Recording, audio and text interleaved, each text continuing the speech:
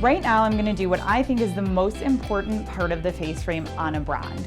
So where your foils meet in the middle, we want this to transition. We wanna avoid it looking stripy or out of place.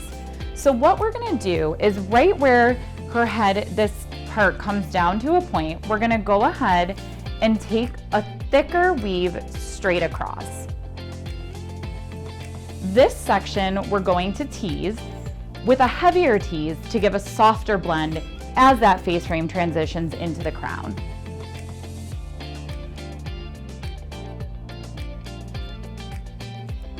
All that's left out is that small amount that we weaved.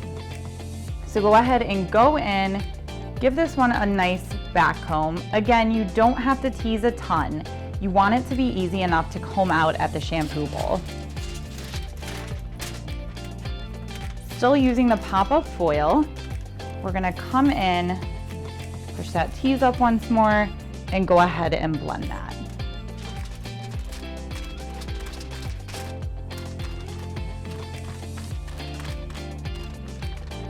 You always want to think of your face frame gradually dropping down as you get towards the top crown. Keeping it all at the same height tends to give a stripy appearance and makes it look separate from the rest of the color. You want to think of it as part of the rest of the color. So feather up, and then always kick the ends out to avoid any overlapping, and give your double fold.